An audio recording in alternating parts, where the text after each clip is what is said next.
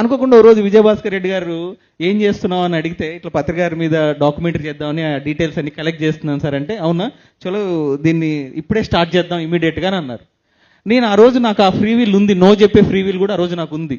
కానీ మన ముందుకు వచ్చింది కదా, అందుకని నేను ఏది వచ్చింది కాదనకూడదు అనే ఆలోచనతో ఎస్ చెప్పేశాను. నేను ఆ చెప్పడం అన్నది చాలా రకాలైన పరిస్థితులకి దారితీసింది. అంటే ఫర్ ఎగ్జాంపుల్, ఒక బస్సు టికెట్ తీసుకొని ఆ బస్సు ఎక్కేంత వరకు మన చేతిలో ఉంటుంది.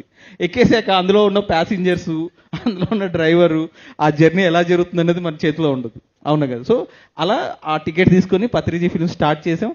సో రకరకాల పరిస్థితులు వచ్చాయి. చాలా సార్లు, అంటే ఎన్ని వందల సార్లు సినిమాను వదిలేయాల్సి వచ్చిందంటే అవన్నీ కర్మలో అవన్నీ కర్మలు.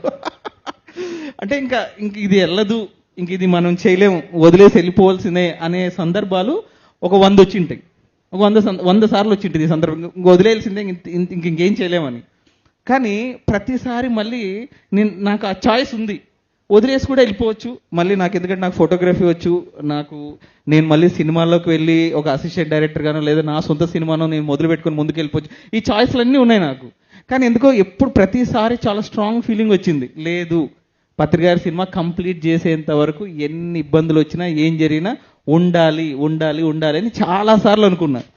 అలాగే ఉన్నా, అది కంప్లీట్లీ నా ఫ్రీ విల్. సో జూలై 24వ తేదీన మనం ఇది కూడా, ఇక్కడ కూడా ఫ్రీ విల్ ఉంది నాకు. పత్రికారి సినిమా మొత్తం కంప్లీట్ అయింది. చాలా మంది యూట్యూబ్లో రిలీజ్ చేసేస్తాం, ఓటీటీలో ఇస్తామని అన్నారు.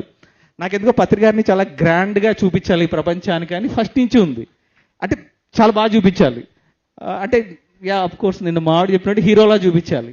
సో ఏం చేద్దాం అని ఆలోచిస్తున్నప్పుడు ఒక 100 థియేటర్లో పత్రికారి సినిమా ఎందుకు రిలీజ్ చేయకూడదని అనిపించింది నాకు. ఇది సాహసం. ఒకటే రోజు 100 థియేటర్స్లో రిలీజ్ చేయాలి, ఇది సాహసం, కానీ చేయాలనిపించింది.